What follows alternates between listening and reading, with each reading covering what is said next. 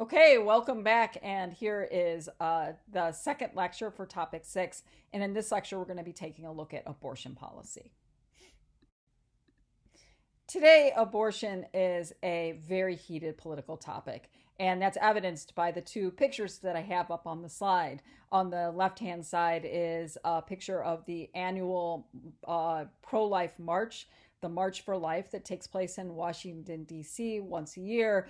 That's a picture from it. Thousands of people gather to, fight for the end and the overturning of Roe v. Wade, pro woman, pro baby, pro life. That's an example of the saliency, the importance of that political issue for people in the United States.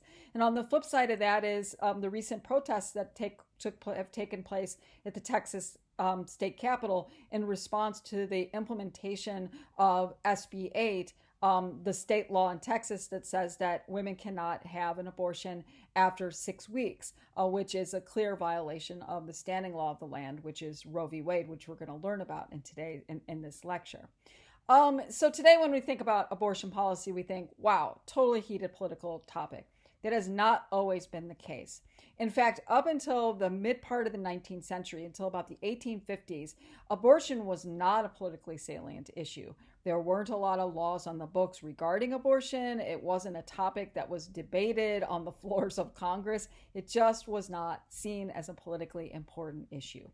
That really changes when the Supreme Court of the United States, in the landmark case Roe v. Wade in 1973, finds that women have a constitutional right to an abortion. And at that point, from 1973 onward, that we see that abortion becomes an incredibly salient political issue. And a lot of people vote for the president just because they want the president to appoint people to the Supreme Court that would either overturn Roe v. Wade or appoint justices to the Supreme Court that would retain Roe v. Wade. So the world we live in today is really different than most of American history in relationship to abortion policy. So the phases of abortion policy really mirror the phases that we talked about when we were discussing contraceptive policy. Phase 1 is that abortion is a private matter. It was not really in the political sphere. And that was really, as I was just mentioning, that until the mid part of the 19th century, that abortion was really that there weren't a lot of public policies as it relates to abortion. Phase 2 is where abortion, much like contraceptive, enters into the public domain, enters into the realm of politics. And the way that abortion as a public matter enters into the realm of politics is a movement to criminalize abortion. And that starts in the 1850s and goes through to the 1960s. Okay. And then phase 3 is where abortion is constitutionally protected, but that even though you have a constitutional right to an abortion, there are limitations that are placed on that right, just as there are limitations that are placed on all of our civil liberties. And that's marked as that phase 3 from 1970 to the present. So let's get started and take a look at these different phases. So let's take a look at phase 1, where abortion is treated as a private matter. So as I mentioned before, that prior to the 1850s, abortion was mostly legal. It was considered a private practice, and it was unregulated by the state. Sort of very similar to contraceptives, right?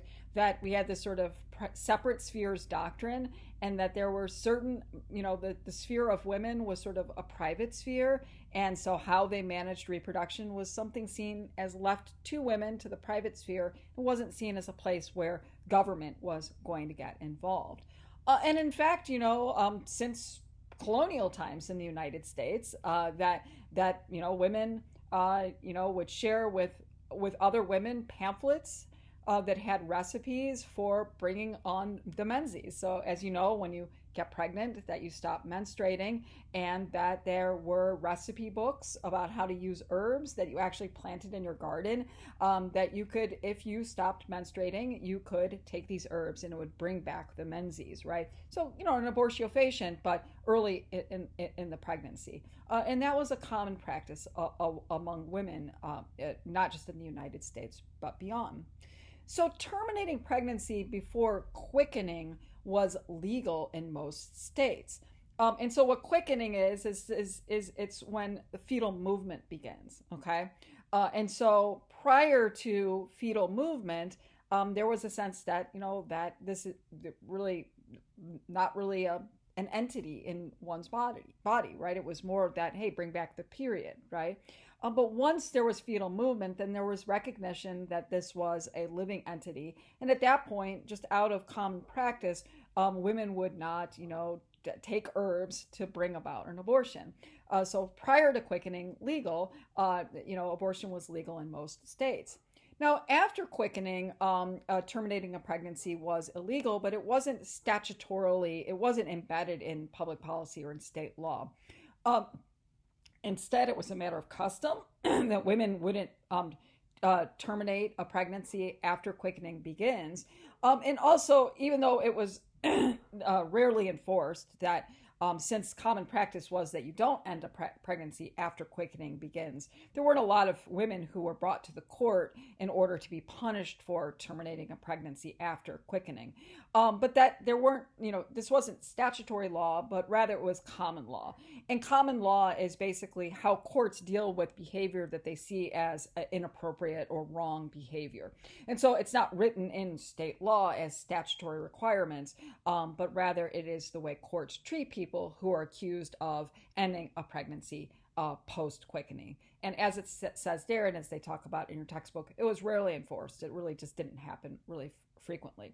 So abortion was really a relatively common procedure, particularly pre-quickening, and it was viewed as a normal part of women's life. Now, as your textbook talks about, that in the 1820s, in the 30s, and the 40s, right? In the 30s and 40s, we actually see more commercialization of selling products and advertising products that bring a pregnancy to an end. And so that the first abortion laws in the United States were actually targeted at those advertisements that were advertising ways of ending pregnancy, but that actually using pills and other elixirs that were poisonous and could actually kill and harm women. So some of the first abortion statutes in the mid part of the 19th century weren't like punishing people for ending a life, but rather punishing people who were purveying drugs that were poison, designed to say, hey, if you take this, you can end your pregnancy. But really, if you took it, you were probably endangering the life of the pregnant women. So that's the first sort of entry that we have of public policy into abortion regulation in the United States. In the 1850s, we see a shift towards viewing abortion as a criminal act. And so that brings us to phase two, that abortion becomes more of a public matter, and that as it becomes an issue that is subject to state and governmental regulation, that the way in which abortion was regulated was to make it a crime.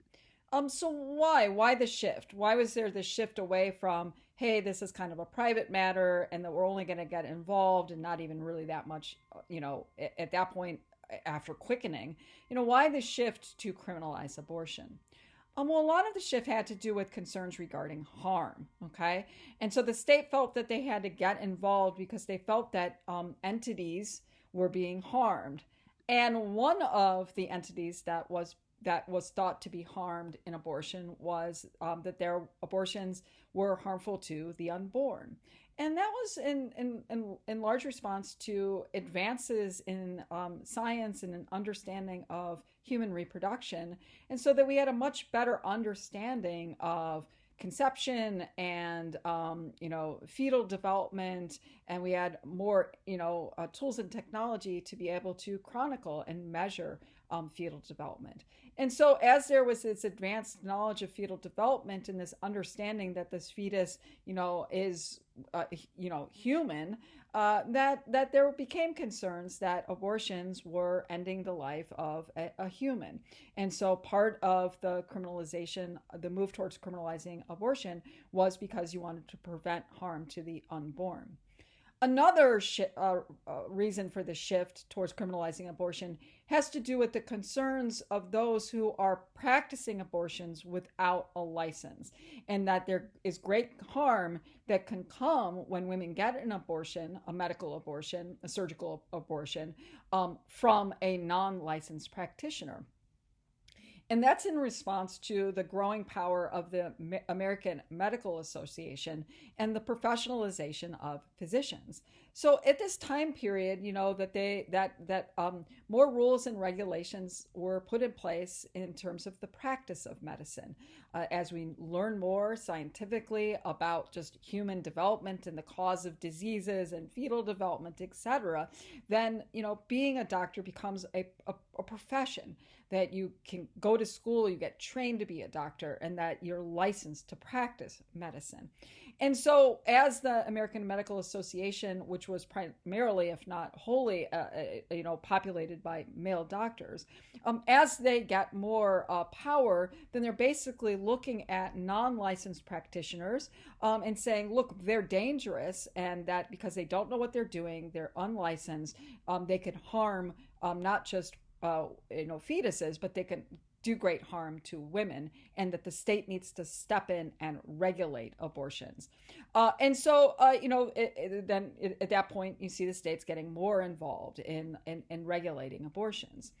There's also a coming out of the medical profession, this idea that there's some times where a person needs an abortion because of some therapeutic reason. And so doctors would make that determination, right?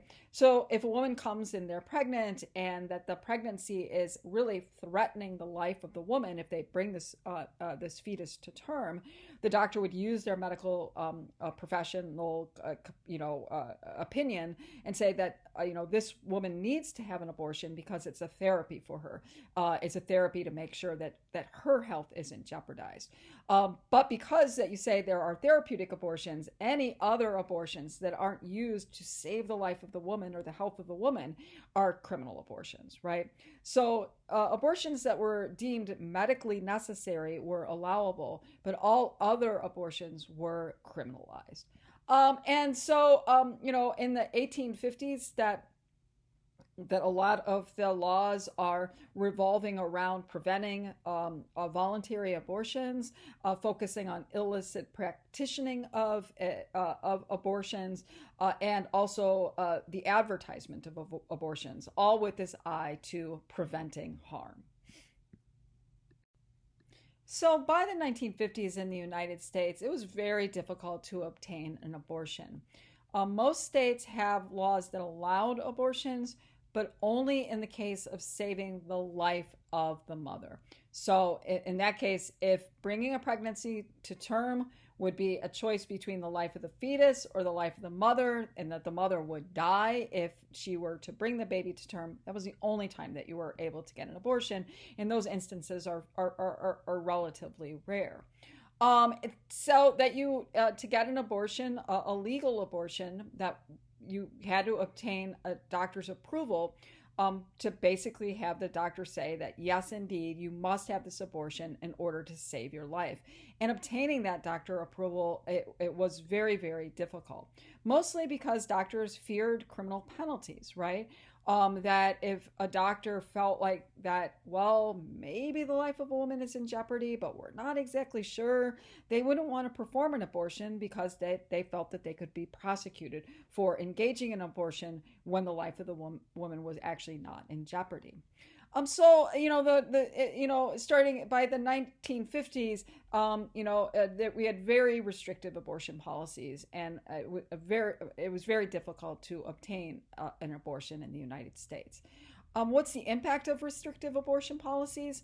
Well, women still got abortions. However, that the abortions that they received were unregulated and in very dangerous conditions. because licensed practitioners were not going to engage in an abortion, giving a woman an abortion, and they would make sure that this procedure was relatively safe, because they would be feared not just losing their license, but they would fear criminal prosecution.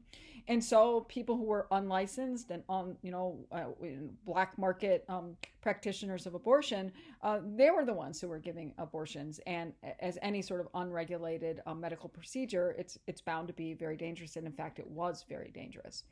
Not only that, but because it was hard to obtain an abortion, women would wait to get an abortion.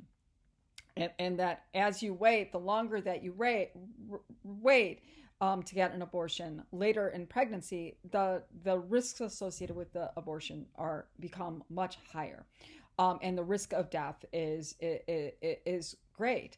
And so, women were still getting abortions, even though abortion was criminalized, but they were getting it in an unregulated manner, in dangerous conditions, and waiting till late in term, which makes the chances of dying from an abortion much greater. Okay, so here's a map that shows abortion laws in the United States prior to Roe v. Wade. The states that are in white, which are the vast majority of states in the United States, including Wisconsin and including Texas, as you can see there, because the Roe v. Wade case springs forth from the state of Texas. The white states are states that allow abortion only to save the life of the woman. So you can only get an abortion if your life is in jeopardy, if you bring the pregnancy to full term. The states that are in gray, those are the states that changed their abortion laws from saying you can only get it if your life is in jeopardy to saying that there are other instances that you can get an abortion. So you can get an abortion if the pregnancy is a result of rape or incest. And so you can see that some states adopted those laws in the 1960s.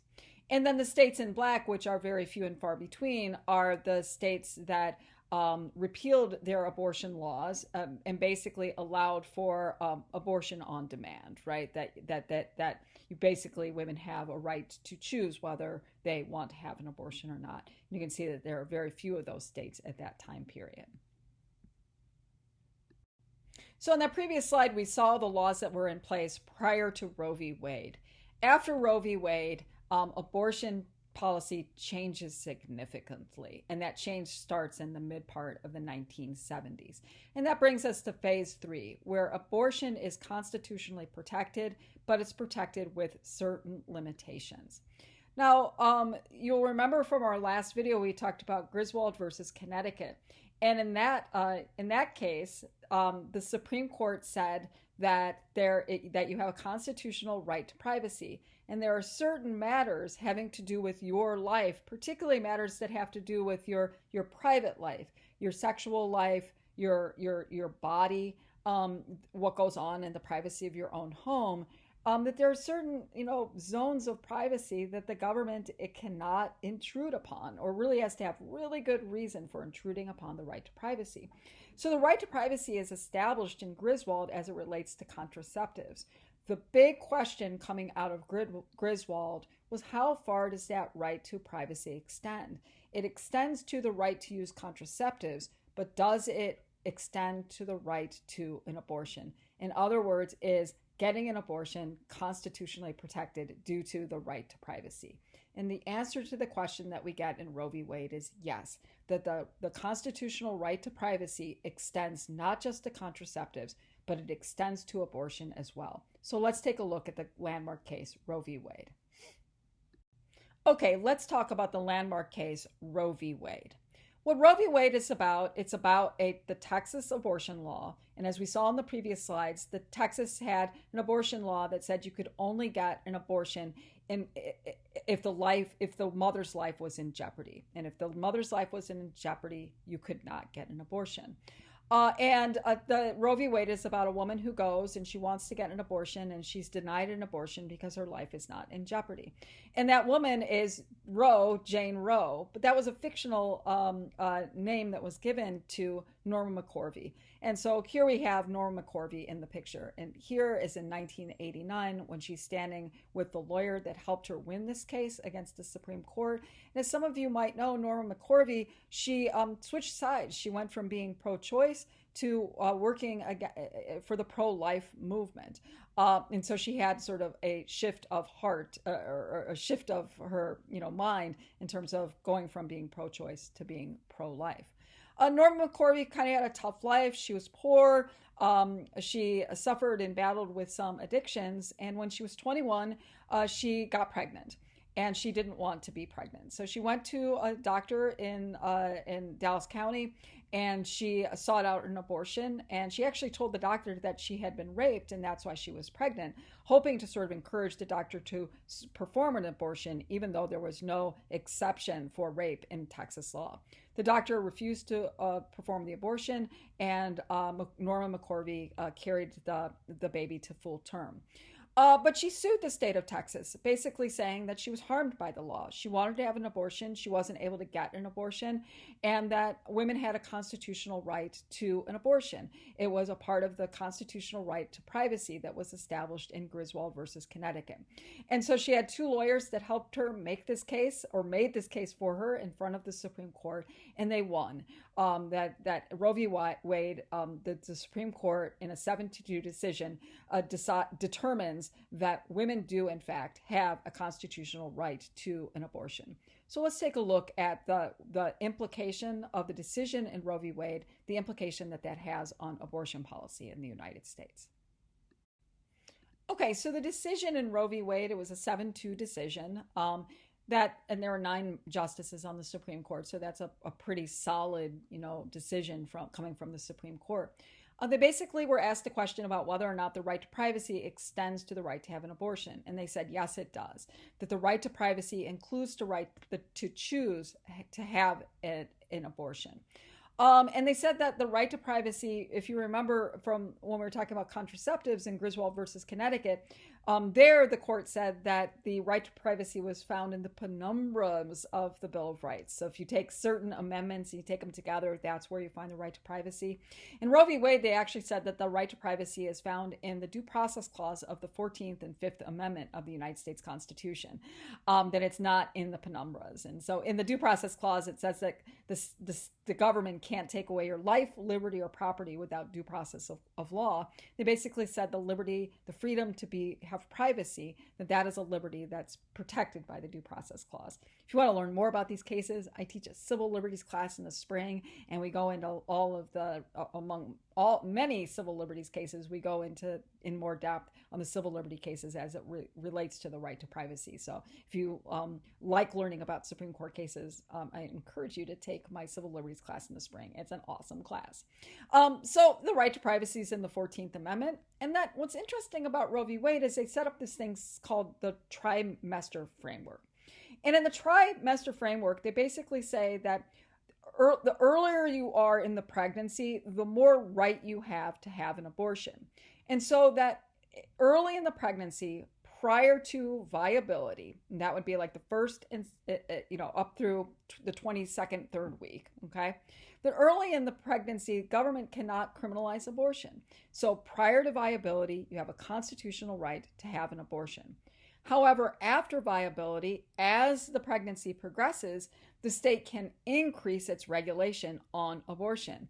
And as you get to the 3rd term and the end of the 3rd term, in fact, the government can criminalize abortion. They can basically prohibit it and say that you cannot have an abortion. So early in your pregnancy, before viability, you have a constitutional right to an abortion. But after that, the state can step in and regulate and actually prohibit abortion. And so that's sort of what the court establishes in terms of the constitutional right to an abortion in Roe v. Wade. Following a Roe v. Wade, that abortions become, a driving political issue. They become the hot topic that they remain today. And that's because there was basically a pretty huge backlash to the decision in Roe v. Wade. And that with the Roe v. Wade, that you had the rise of the pro-life movement in the United States. So you have these sort of battle lines drawn between the pro-life movement and the pro-choice movement. And in fact, the debate that or the discussion you're going to be doing this week is looking at, can we find, common ground and kind of cool the temperatures as it relates to abortion policy in the United States. For the pro-life movement, the long-term goal for the pro-life movement. So pro-life means that you are against abortion, that you think that the fetus is, that oftentimes conception from the pro-life movement perspective, the conception or that life begins at conception, and that the fetus is a person, and that the fetus has these rights, and they have a right to life. And so that the pro-life movement is basically saying that in many ways abortion is on par with murder. The pro-choice movement is saying that women have a constitutional right to have an abortion prior to viability. And after viability, then that is where the interests of the state sort of developed to sort of protect the life of the unborn. And so, and you have these battle lines drawn between the pro-life movement and the pro-choice movement. Now, for the pro-life movement, the long-term goal of the pro-life movement in the United States has been to overturn Roe v. Wade.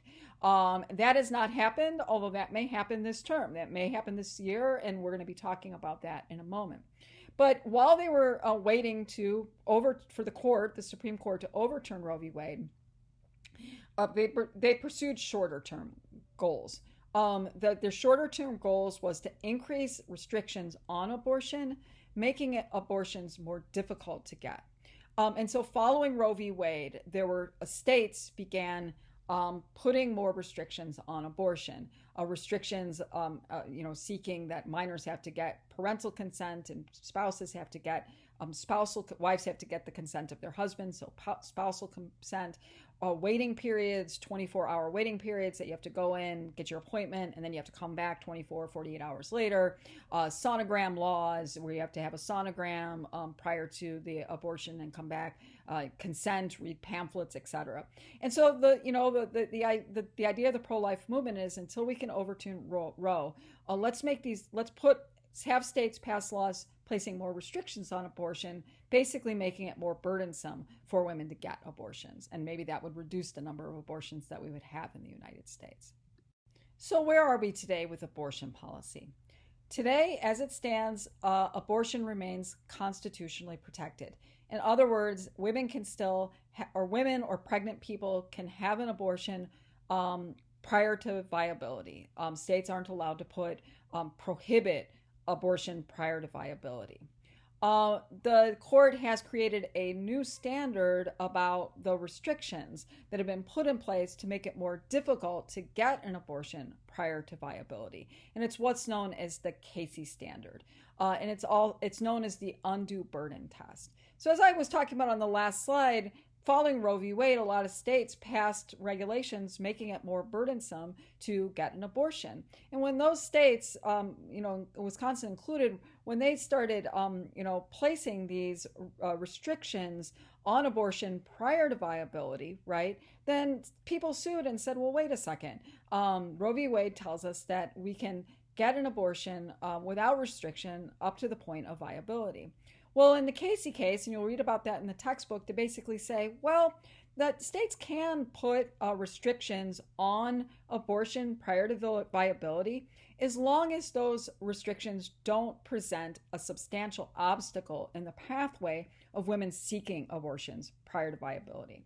And so basically they looked at all the regulations that states were putting on and asking, do these present an undue burden? And if they do not present a substantial obstacle in the way of women seeking an abortion prior to viability, then those regulations are constitutional.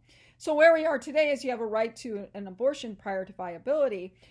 However, that states are, it's constitutional to say that there should be a waiting period, a 24 or 48 hour waiting period where you have to wait and, think more deeply about whether you should get the abortion. Informed consent, where women have to look at pamphlets and, sign papers saying that they understand what the procedure and that their pregnancy will be terminated. Those can be sort of stressful for women, as if they didn't think about this grave procedure and this substantial procedure before getting it. But those are constitutionally protected. having to get a sonogram before you are and look at the sonogram before you have an abortion, that's constitutionally allowable. And seeking parental consent for minors, that was deemed constitutionally allowable by the court, that it didn't present a substantial obstacle. Now, the only regulation, that not the only, but one of the major regulations that was deemed unconstitutional was making people get spousal consent. The court said that seeking spousal consent actually does present a substantial obstacle for a woman seeking an abortion. And so that states cannot regulate that a person must get their spousal consent before they seek the abortion. So, what is the future of abortion policy in the United States? Well, it really remains to be seen. The picture there is of Justice Amy Coney Barrett. She joined the Supreme Court after the death of Justice Ruth Bader Ginsburg. She is the replacement. She replaced Ruth Bader Ginsburg. And with the addition of Amy Coney Barrett on the Supreme Court, the Roe v. Wade really hangs in the balance. Right now, there are only three justices, Justice Breyer, Justice Sotomayor, and Justice Kagan, who are clearly pro Roe v. Wade, that they said they would not overturn Roe v. Wade. And there are five justices, Justice Thomas, Gorsuch, Kavanaugh, Barrett, who's in the picture there, and Justice Alito. That's five justices who are definitely pro. We think, I mean, it's kind of hard to determine, but it's likely that they might be willing to overturn Roe v. Wade. So it's very possible, and Roberts, we're not sure. The Chief Justice probably could go either way. He seems to like to have status quo and consistency in the court. So many are thinking that he wouldn't vote to overturn Roe v. Wade. But even if he joined the three justices who are more liberal, that wouldn't be enough with the five justices that could, in fact, overturn Roe v. Wade. And so it's possible that the court could overturn Roe v. Wade. And it's possible that it could happen this term. This term, the Supreme Court has agreed to hear a Mississippi law that bans abortion after 15 weeks, well prior to viability. And so that law basically challenges a Roe v. Wade, because Roe v. Wade says that you have a constitutional right to have an abortion until fetal viability. And so the name of that court case is Dobbs v. Jackson Women's Health Organization, and that is going to be heard in this term. And the term just started in October. There will be oral arguments on that coming up soon, and then we'll probably get a decision on that case in June of 2022. And it could very well be that Roe v. Wade is overturned. The fact that the Supreme Court did not take action to put a stay on the Texas law that prohibits abortion after 6 weeks kind of gives a little bit of an indication of the direction that the court may be moving in. But again, we don't want to draw too many conclusions for their decision to not put an injunction, put a stay saying, wait a second, that law can't go into force in Texas until the court determines whether it's constitutional or not. And so we don't really know what the future is. What we do know is that if Roe v. Wade is overturned, that doesn't mean that abortion is criminalized throughout the United States. It just means that you don't have a it means that you don't have a constitutional right to an abortion. That means if states wanted to criminalize abortion, they could. But states could also say that they don't want to criminalize abortion, and they could have robust protections for a woman's right to get an abortion prior to viability and maybe even after viability. So we don't know. That's where it stands. But keep your eyes open for the decisions that the Supreme Court will be making in the near future. Thanks a lot for listening. I appreciate it, and I'll talk to you again soon.